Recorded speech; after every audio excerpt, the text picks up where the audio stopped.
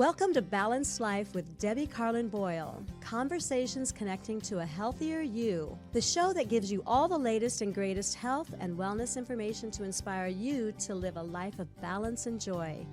Debbie Carlin Boyle is a health and nutrition coach, personal trainer, and fitness instructor who helps her clients live in balance with everything that feeds us, in addition to the food on our plate. Please welcome your host, Debbie Carlin Boyle. Hi, good afternoon. Welcome to Balanced Life with me, your host, Debbie Carlin Boyle. This is conversations that connect to a healthier you.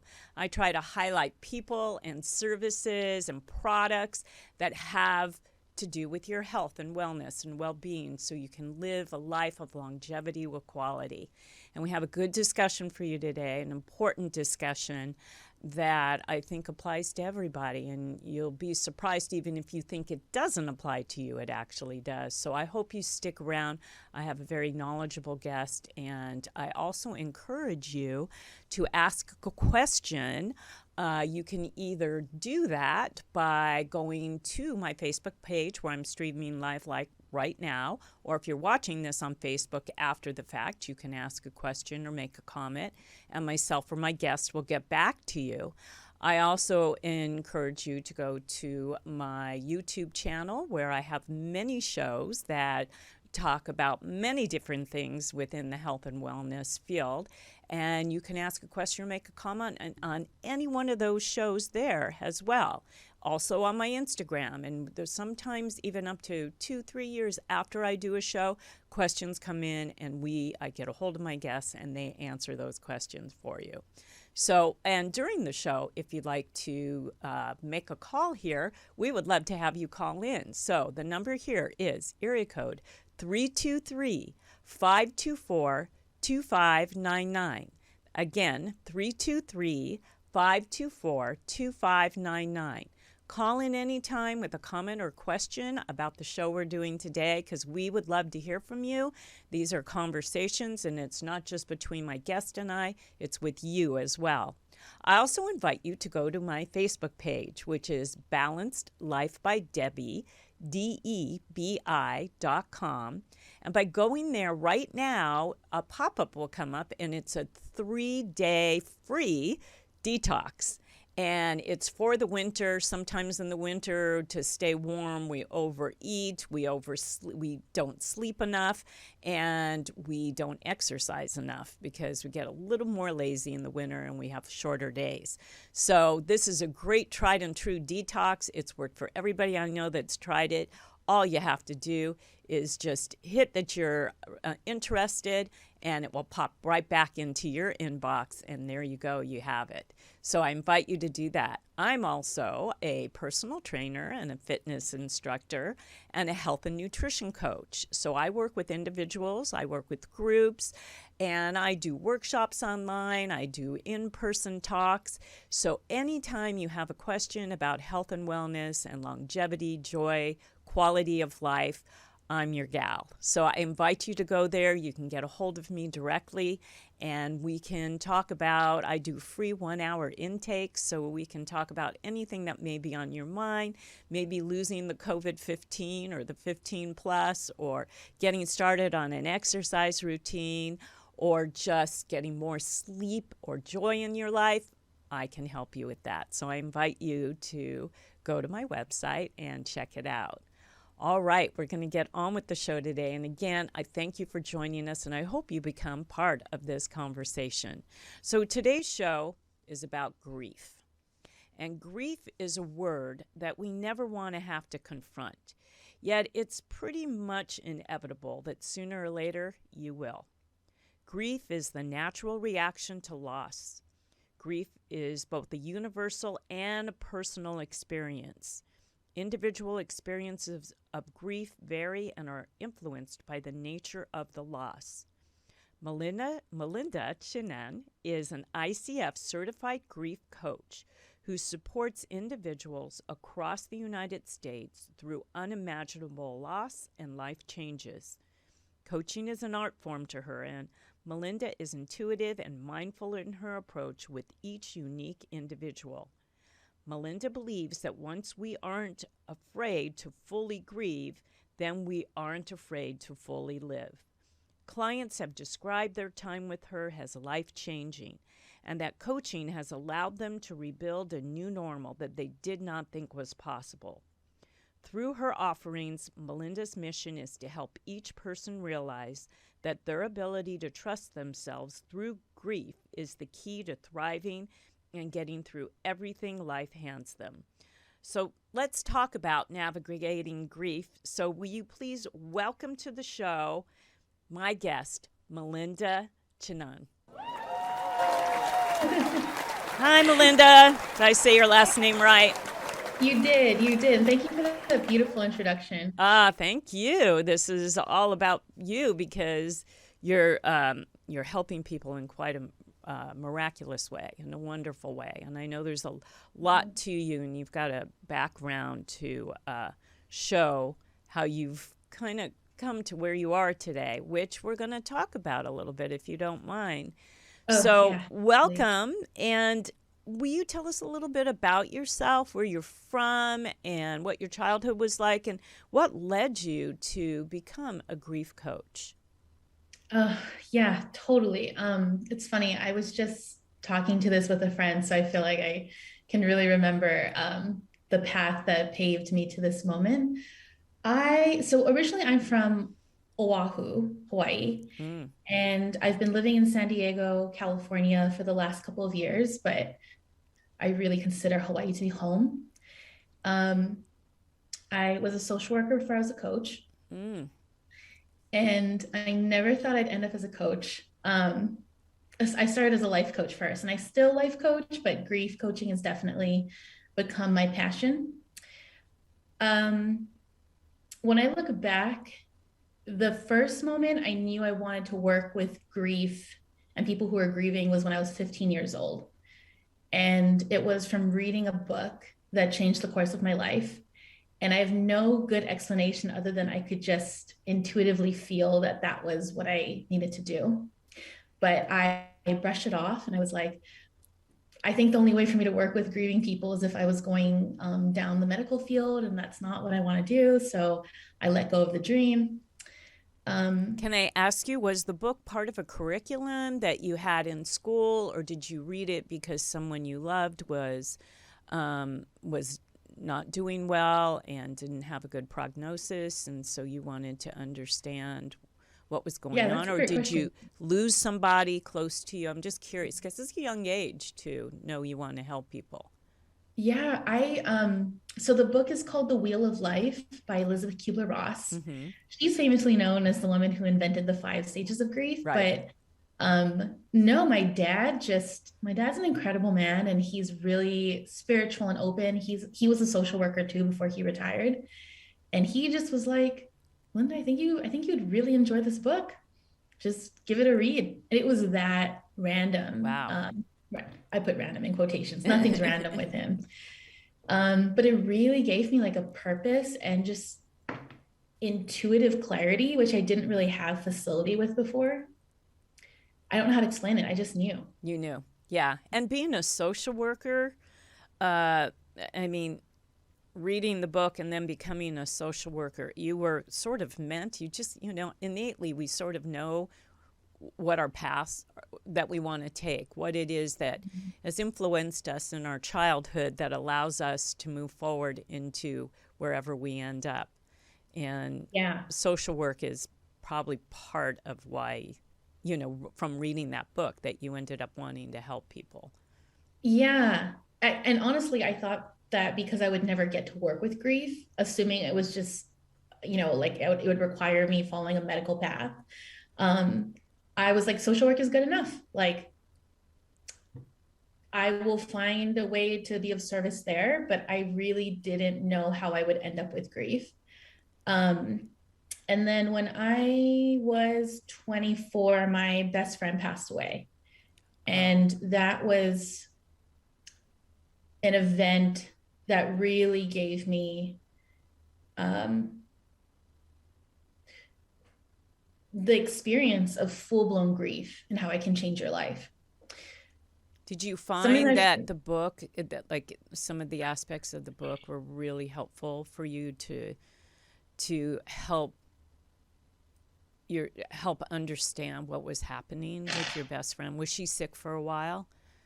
she was sick for a year, a Mm, solid year. She battled cancer, but honestly, sorry. Debbie, no. Like when it came to her life and her passing, I think the grief was so overwhelming, and I was out of touch with the book for like a few years, Hmm. that I was swallowed by it more than like aware of how to actually process it. And I really was depressed for like a whole year before I started to gain facility with my grief and really process and grow and learn from it. And then I became a coach, and then I was coaching and healing and taking care of myself. And then my intuition led me to wonder, like, oh, I wonder if there's grief coaching, available, since I felt really comfortable as a life coach. And so then when I found the grief coaching program, it all just came together. Hmm. Everything that I like knew that I wanted at 15, how I wanted to be of service, what Paige taught me when she was still alive. And, like I said, like my main mission with grief coaching is helping people to realize that living well is grieving well. Hmm. And when we're no longer afraid to grieve, then we can really live. And she demonstrated that so beautifully. And it's so wonderful that you got yourself educated in this way to help other people go through and perhaps not have to go through a year of depression like you did, with someone like you who can help them to navigate it. Tell us, what is your definition of grief? I gave sort of the textbook definition at the beginning of the show, but what is your definition of grief? What is it? I mean, what you gave was beautiful. It is simply a natural response to loss. Yes. And And what I was going to say, is it necessary to go through those 5 stages of grief, or do we all go through it unknowingly, or is it something that if we're well aware of our grief and we are able to, I don't want to say handle it or navigate it, but we're able to not have it bring us completely down? Is it necessary? Are these 5 stages something that always happens? I'm just curious about those 5 stages. yeah, no, it's such a great question. So, what I want to say about the 5 stages is I personally think that there are more than five. Okay. And they don't happen in a particular order. And people's unique grieving process is is truly so unique to them that nothing can predict it other than them going through it and learning. Exactly. Yeah. So unfortunately, like I think when we live in a world that doesn't teach us how to be with uncomfortable emotions, and we want to know the roadmap. We want to think that we can like think our way through grief or hardship. And actually the experience of grief is an opportunity for us to really like live through it.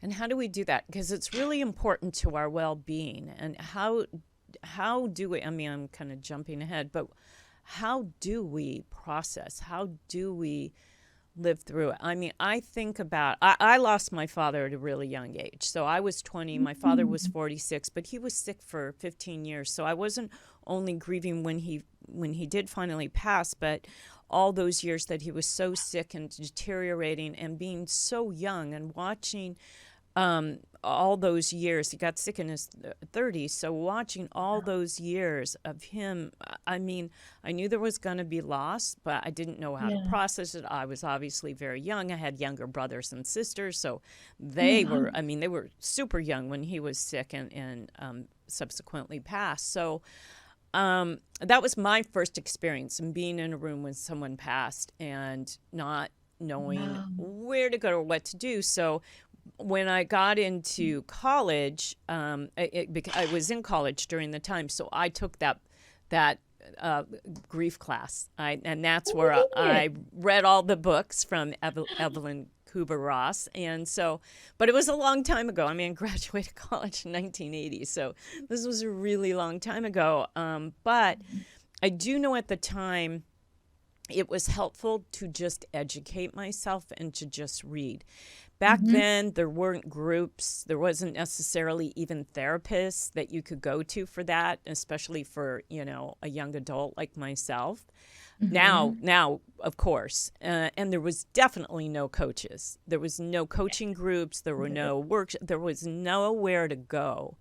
And then, people started to pass along the way as I got old. I'm in my mid 60s now, and of course, I've had a lot of loss of people passing. But let's go back. Okay. Perhaps we should talk about grieving isn't just the loss of someone. It's the loss of something, correct? So it could be your marriage. It could be a friendship. It could be a job. It could be something, a pet or something tangible like your home. Oh my gosh. Right? Yep. I mean, we even grieve seasons, right? Like, grief, I think it's correlated to being such a heavy emotion, but because it's so vast and it depends on the loss, it is actually in everything. It's part of any type of pivotal change in your life, from the weather to having your first child. There's so much grief that we don't talk about when it comes to socially happy events like childbirth or getting married.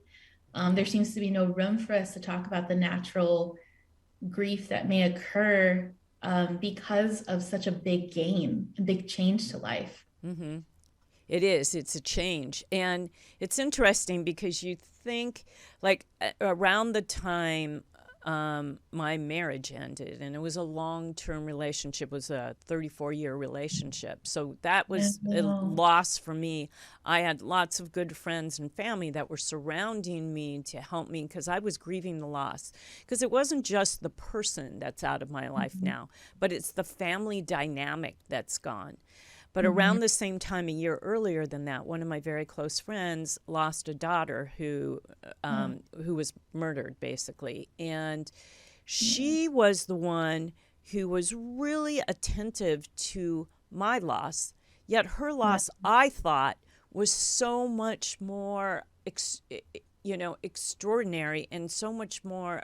It was so huge compared to mine. I couldn't accept what she was trying to impart to me because I felt like mine was so minimal compared to the loss of a child. You can't. So it was hard, and I admired her for trying to help me through mine, but and recognizing it, where some people don't recognize divorce as something you should grieve. Completely. But because some people only recognize the things you should grieve are the loss of a human, right? Yeah.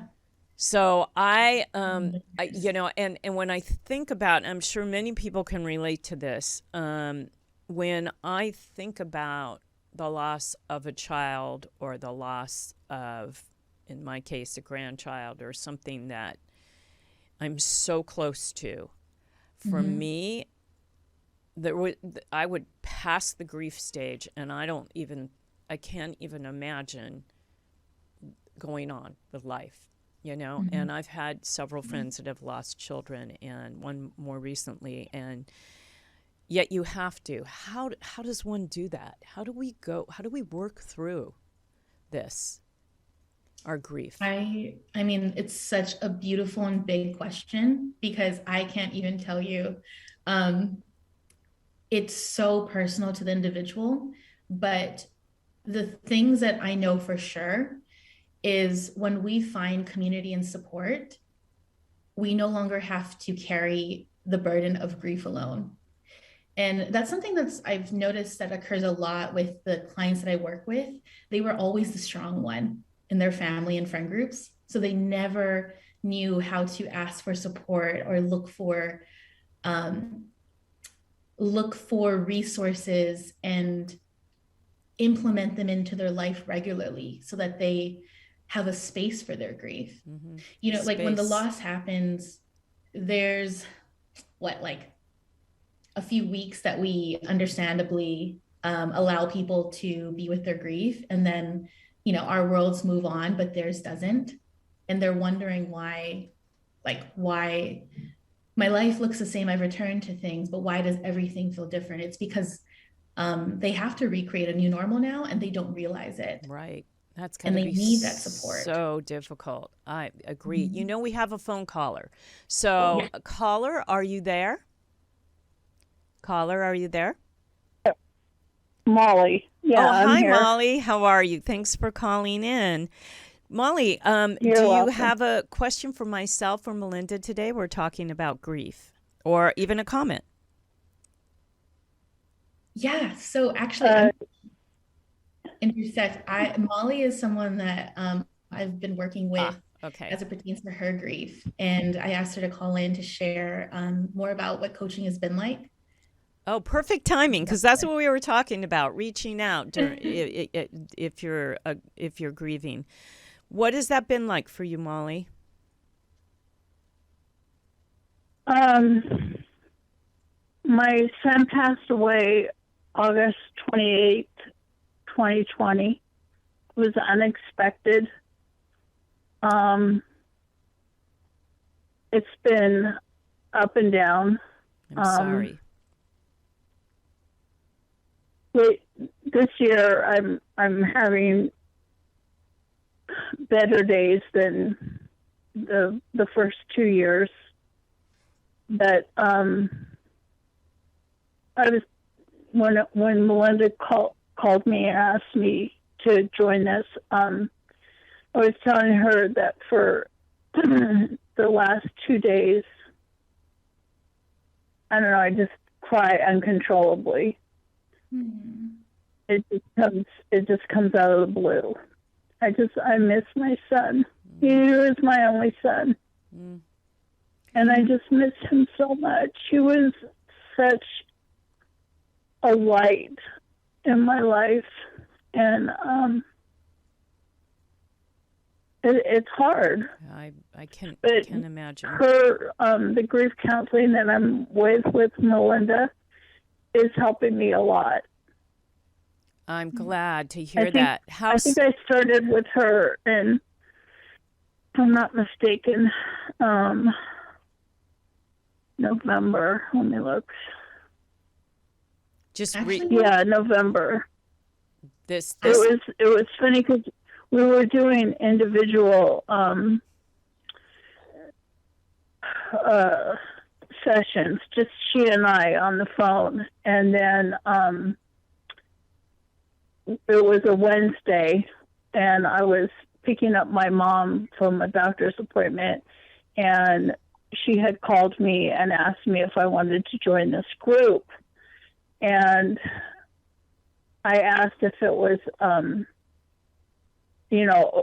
other parents that had lost their children, and she said no, it was different people, it was brothers, sisters, mothers, that kind of thing. And at first I thought, how am I going to understand, or how are they going to understand, or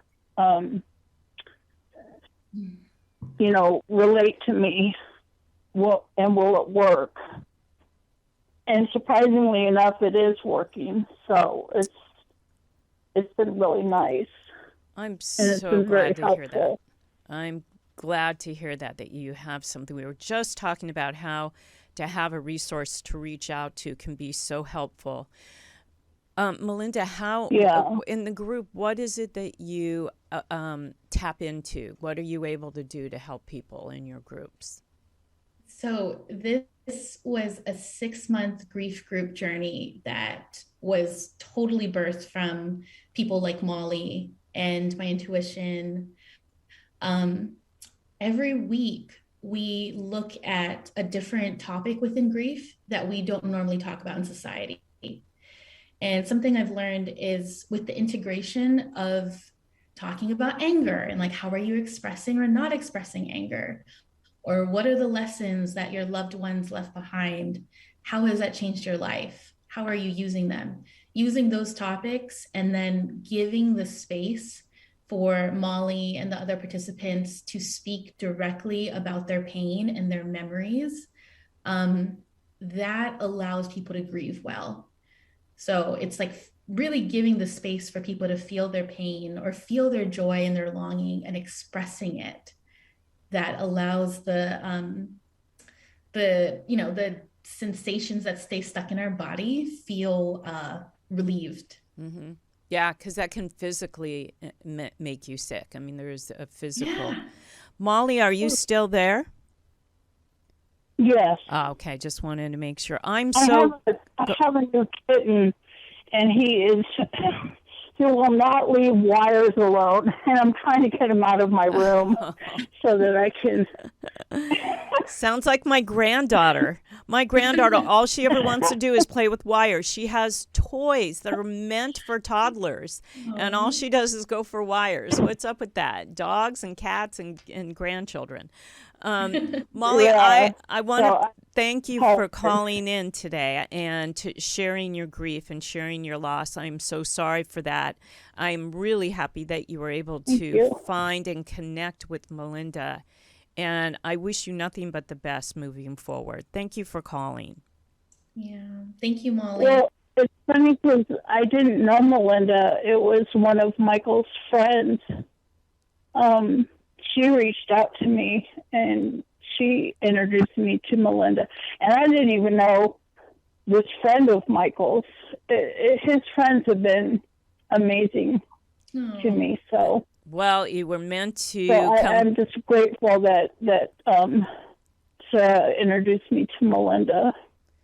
I'm happy you found her, and I wish you so much happiness moving forward. And again, I'm sorry for your loss. Thank you for calling in.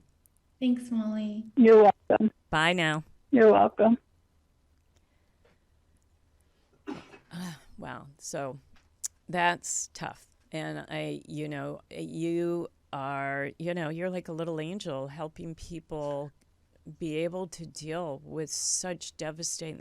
It's just what I was talking about before she called in, is that I personally, the thought of that is, I mean, every day I hold on to this little element of stress over my kids and my grandchild.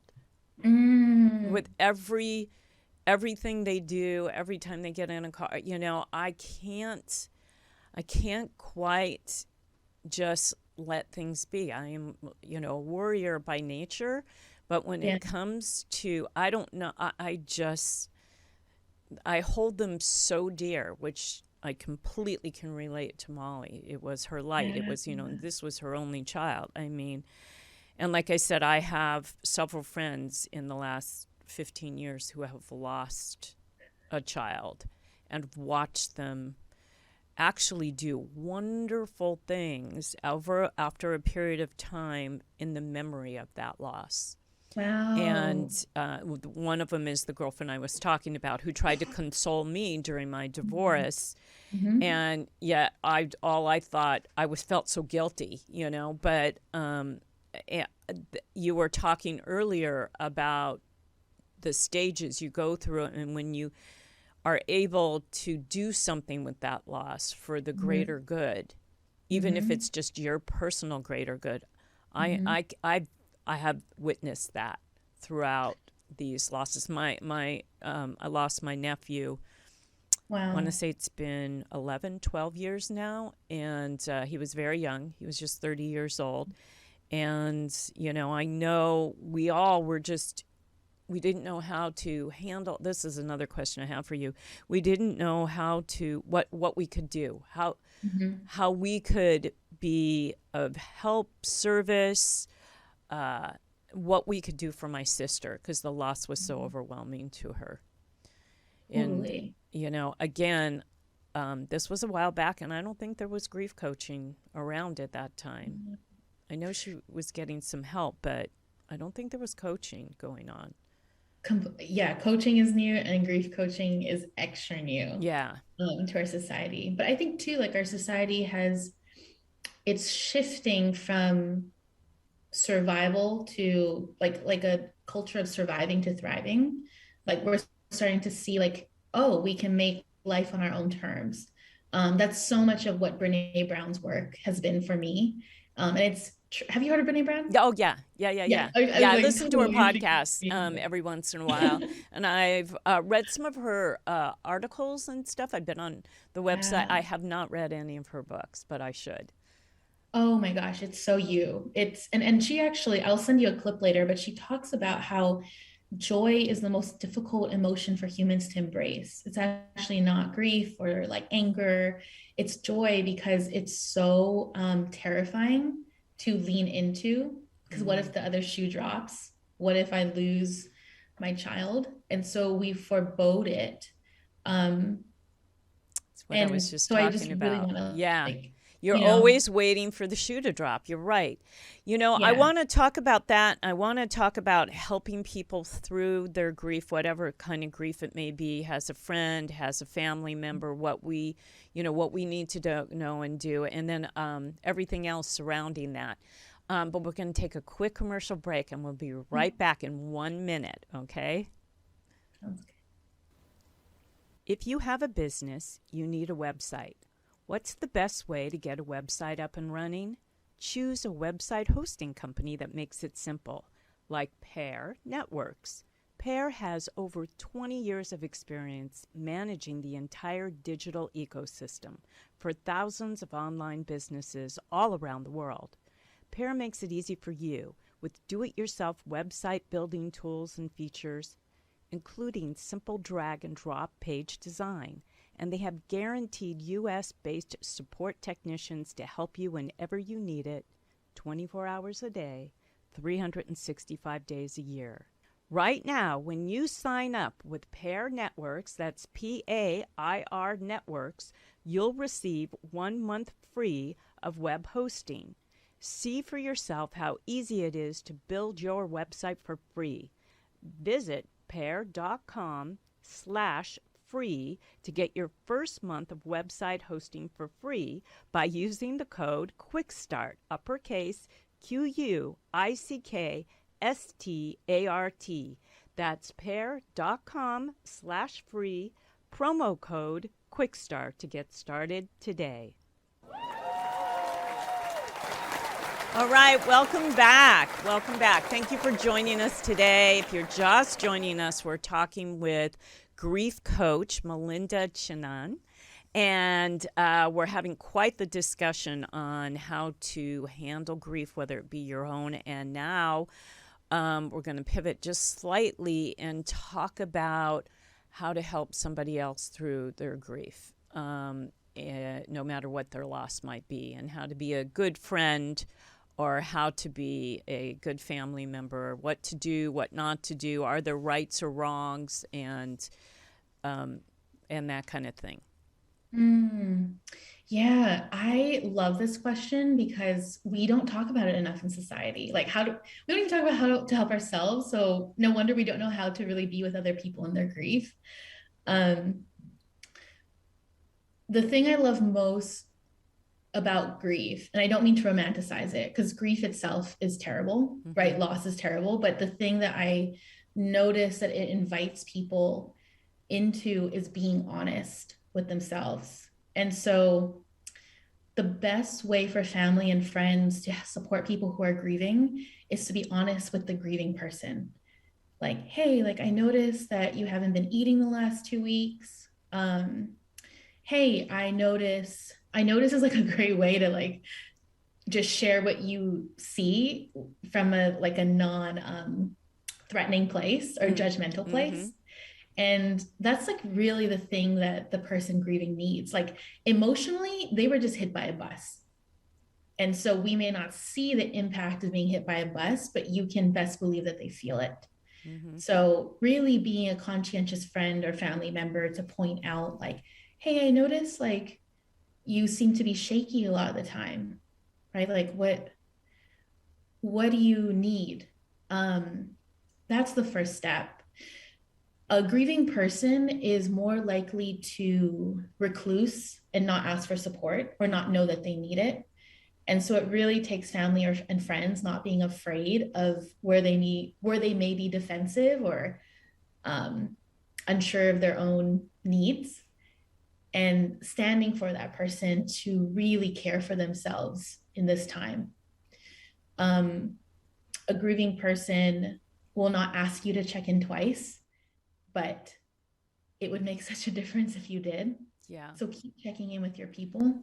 Yeah, you said something earlier about, initially we surround the grieving person, especially after a death of a family member, and we're all there, and then we go on with our lives, and sit there with the grief and the loss. And the time they need us most is probably down the line time, is when everybody's gone off in their, and now with social media, my guess is it's making it a little bit harder, because usually what you see on social media is people at really fun, happy places with their kids, with their spouse, with their, I know for me, I'm seeing people that have been single a lot less than me that are, I look at social media and now they're getting married and they're in their happy place and they're going, traveling around the world together and posting everything.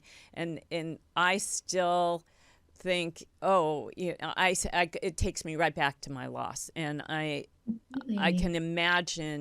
can't even imagine, but I'm guessing that when it comes to the loss of a child or a spouse, or a loved one in any instance, when you see people going on with their lives so visually and in your face, the way we are able to do that today, it makes it worse. 1000%. And another thing too that is great to ask a griever, even if it's like months, years down the line, is how is your grief? Oh, interesting. Oh, have you thought of so-and-so lately? Do you have any memories that you want to share with me? Oh, really? So you would say that directly to them? Because we always feel like when my girlfriend's daughter was murdered, she made a conscious choice. She's part of my book club that we've had for over 20 years. And she made a choice within, I think, 2 weeks or 3 weeks after her death to go to book club, because she wanted to be around this core group of friends that she knows through the club, and she got dropped off, and so I offered to drive her home. So here I am in the car with her. She just lost her child, her youngest child, who was only 13, by the way, and I didn't know what to say. I didn't know what to do, and so I simply said to her, "I'm speechless. All I can give you is love. That's all I have for you today. You can say anything. You can talk to me about anything. I will listen. But I feel like anything I say is going to be the wrong thing." And I'm sure I'm not alone in feeling that way. 1000%. Debbie, that was beautiful, by the way. Even just being that vulnerable and honest and saying, I don't know what to say, but I'm here for you and I love you. That means so much to someone. Okay, good. Because that to me was very authentic, and I was at a loss except to listen to her in whatever she needed to say or talk about. It was maybe a 20-minute ride, but and of course, I've had her on my show because she's created this wonderful foundation, and she's still a really good friend of mine. So yes, we've talked a lot over these years, but this was so fresh. And I was so not briefed. I felt like I don't have the skills to be sitting next to you right now. And I felt really guilty. And there's, we should talk about this too. Not only like the guilt that we feel that our children are still here and that someone we love lost one of theirs. How do we deal with that? And then how, when the person who's had such devastating loss starts to feel happy and joy and doing just all these wonderful things, how do they not start to feel guilty about being happy?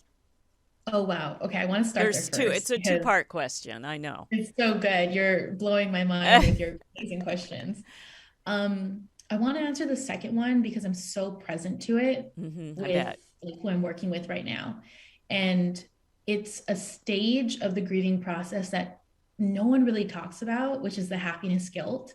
When you start to feel joy again, it's really common for people who've been grieving and really stuck in their grief to feel like, oh no, I'm going to be disconnected from this person I lost by stepping into more joy. Because so much the grief kept them connected to the person. And So they're afraid they're going to stop grieving if they feel joy. Is that? They're afraid they'll stop feeling so connected to the person. Or so connected. And yeah, that connected to the person they lost. And that they're doing a disservice to the person that they lost, or a disservice to their memory, or what do you think? I don't know if it's like a disservice as much as just like a, oh gosh, I've been feeling so connected to this person I lost through grief. Like, if I move on, does that mean I forget about this person?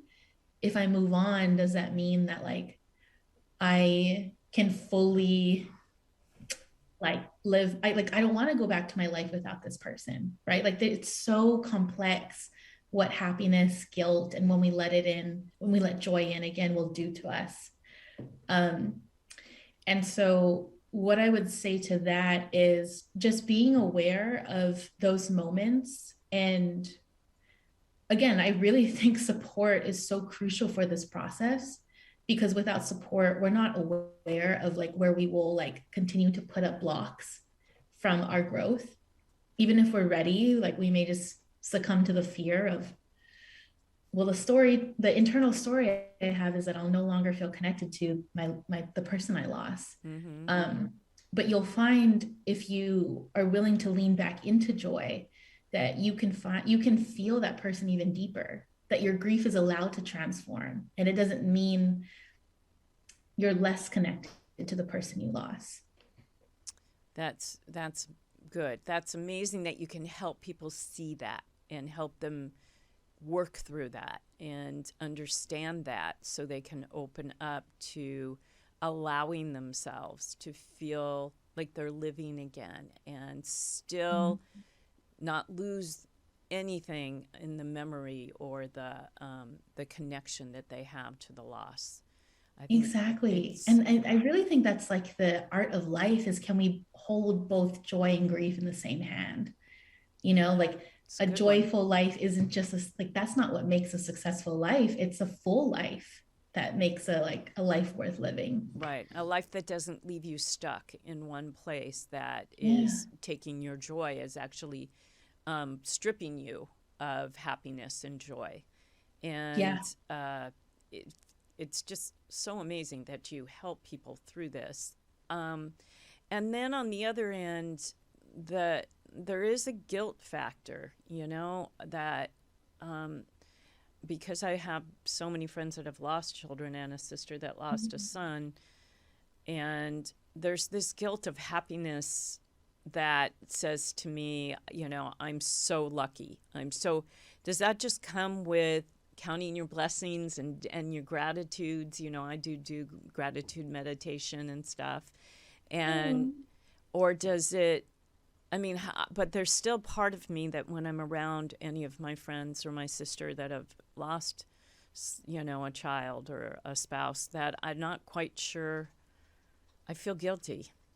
And I don't know how to, and I know I have friends like that feel the same way I do. They, you know, like we talked about earlier, waiting for the other foot to drop, you know, waiting for that pow, you know, I don't deserve this happiness. There's a lot of that, you know, going around with people that have so many wonderful things going on in their lives. But that's what we're looking for, right? We're manifesting things that do go well for us, and we shouldn't feel guilty for our career or our partner, or you know, our ability to do things, or our ability to be with our kids. I guess it's hard to be around people that don't have the same. 1,000%. And something I want to say about that is that type of guilt is really normal, but it's also really deeply rooted in comparison, right? Like, oh wow, I have what you don't. or because of your loss. And so I have to feel some type of way around it. So something that I recommend and coach people through is how can we acknowledge that guilt and let it not run the show of your life? Are you able to greet it with compassion, and then as a result, hold your children even tighter, be even more grateful for the life that you do live? Because we can't change the guilt, and it's not wrong for it existing. It's trying to protect you. But it doesn't have to be like the star of the show of your life. That makes sense. That's good. So you acknowledge it, but you don't allow it to overcome you. You know, those little voices in our head that tell us, that give us the stories, like what you were talking about earlier. We're going to take one last break, and then we're going to come back, because I know there's ways that people can work with you, and I want to talk about those ways that they can work with you and how they can get a hold of you, either to work with you privately and then anything else that we didn't touch on that you want to say. I want to make sure we get that in as well, and then we have some final thoughts. So we'll be great. right back after this last message. Without looking at labels, do you actually know what is in the cleaning products that you use in your home? If you haven't addressed this yet, it's likely that you are spraying toxic and dangerous chemicals in your home. 3 common ingredients that you want to avoid at all costs are ammonia, fragrance, and bleach. These ingredients and chemicals can contribute to chronic respiratory problems, allergic reactions, allergies, cancer, hormonal issues, headaches, and more. So what's the solution to a healthier, clean home for your family? Teas Organics all-purpose cleaner and room sprays. Tea's products are formulated with the power of an essential oil blend.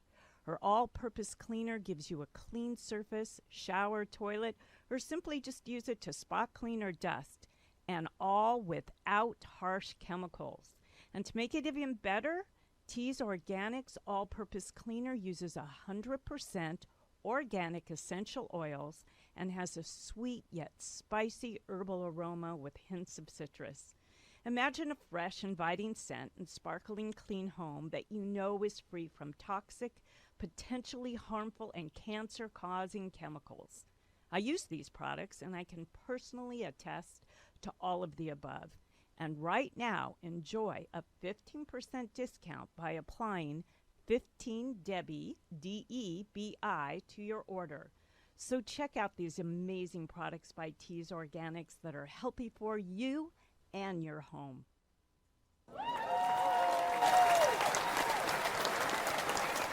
We're back, and we're in our last few minutes here, and we are talking all about grief with my guest, Melinda Chinen. Chinen? Yeah, I'm saying it. Perfect. It took 3 tries to say that right. You know, I noticed, Melinda, you mentioned something, I think it was either on a podcast or something I read about you, where you talk about emotions need to breathe. And I wrote that down. I mean, I went and found a pen and I wrote it down. I thought, I'm going to ask her about that because I love it. I love the fact I've never heard anybody quite say that phrase, emotions need to breathe. Will you explain that, what you mean by that?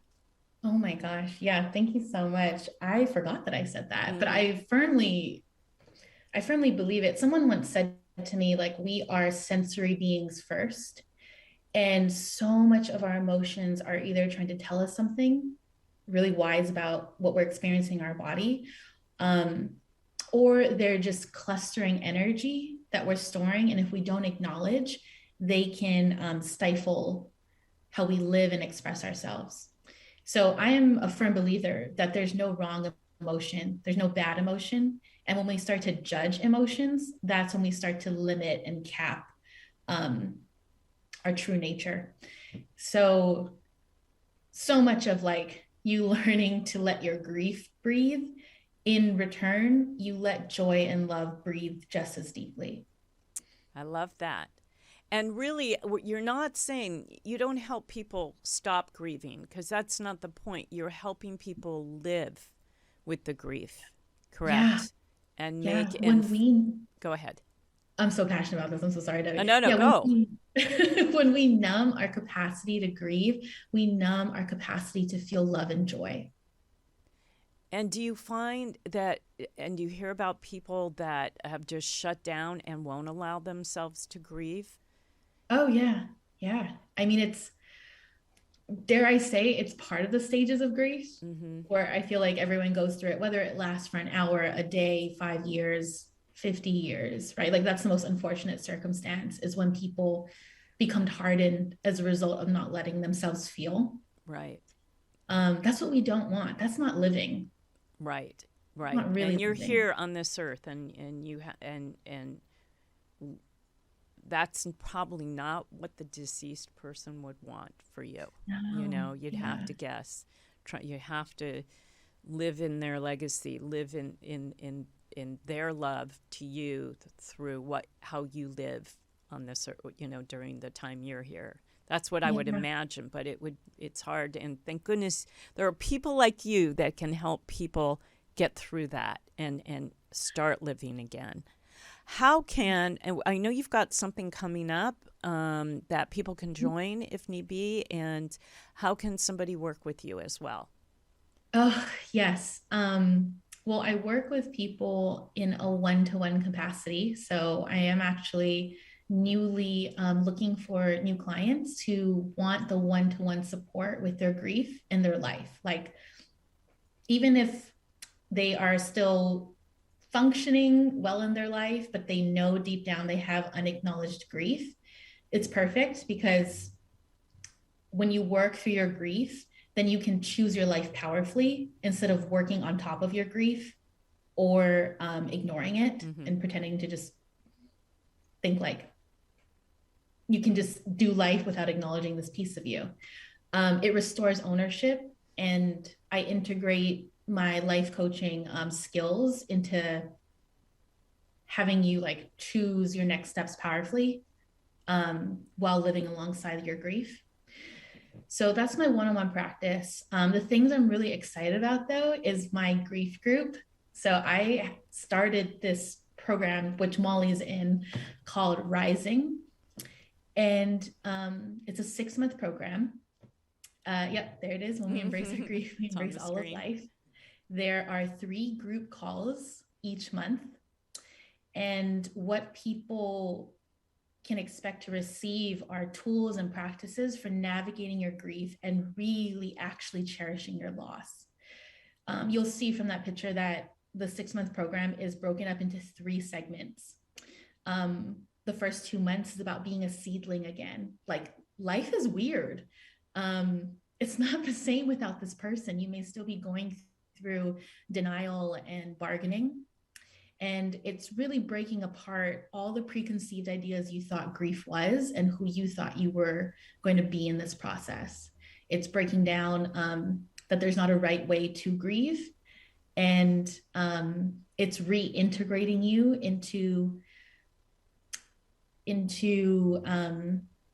like not judging yourself and having more self-compassion. The second stage of the group is rooted and resprouting. So we're starting to look at okay, like we've been watering and adding sunshine to your seed, and if you were to re-sprout from the ground, having tools and practices that support that new rebuilding of your life. And then the last 2 months of the program is about growing unconditionally. So like a wildflower, can you grow between the cracks of the cement? Can you hold and embrace your joy alongside your grief? Can you cry from the joy as much as the pain of the loss? And can you welcome the wholeness of your life as it is? So it's a really holistic program. Initially, I thought it was going to be 3 months, and my intuition was like, no, it has to be longer, because everyone wants to rush their grief, and that's never a good idea. Not going to do you any good. Yeah. Wow, that's pretty powerful. That's very cool. I hope people do reach out to you. How can they get a hold of you if they're listening and they can't see on the screen? Yeah, they can get a hold of me on Instagram. my handle is at Melinda Chinen. Can you just my name. Spell your name for them? Yeah. MELINDACHINEN. Okay, perfect. That's my Instagram. And then my website is www.melindachinencoaching.com. Great. Thank you. Because a lot of people are just listening and not watching. Like we want them all to watch us, but they're not because we're on so many platforms. And final words of wisdom, final thoughts to leave us with today. Oh, wow. Actually, okay. I read a quote from my favorite book, the one that started it all for me at 15. Can I read it? Yes, please. This podcast? Yes. Okay. And I meant to say, I read this quote on a different podcast, but it was such a perfect I heard quote. it and I love it. So I was hoping Oh, you'd you read heard it it? today. Yes. Yeah. I do a lot of research on my guests anyway. Oh my God, I love you. Okay. Let me find it. This is from the book you talked about in the beginning, right? Yeah. Elizabeth Kubler-Ross. And this quote is it's really nice because it's about what we all need to embrace and hold on to, and the core, which is the center, which is love. So I'm going to let you go ahead and read it. 1000%. So, like I said, this is from the book, The Wheel of Life by Elizabeth Kubler-Ross. All of us, when we were born from the source, which I call God, were endowed with a facet of divinity. That is what gives us knowledge of our immortality. You should live until you die. No one dies alone. Everyone is loved beyond comprehension. Everyone is blessed and guided. It is very important that you do only what you love to do. You may be poor, you may go hungry, you may live in a shabby place, but you will totally live. And at the end of your days, you will bless your life because you have done what you came here to do. The hardest lesson to learn is unconditional love. Dying is nothing to fear. It can be the most wonderful experience of your life. It all depends on how you have lived. Death is but a transition from this life to another existence where there is no more pain and anguish. Everything is bearable when there is love. My wish is that you try to give more people more love. The only thing that lives forever is love. There it is. Wow. Wow. I love that. It is very powerful. And she's quite the genius in this. I want to thank you so much for your time and your expertise today and sharing with my audience something that I have not touched on in almost 7 years of podcasting and doing live streaming radio. I have not done a show on grief. I've had people who've lost someone talk about their loss, but not have an expert. So it was really good to go through it with you. I thank you so much again, Melinda. And I want to thank you, my audience, for joining us today. Please go ahead. We would love to hear from you. Go ahead, ask a question, make a comment.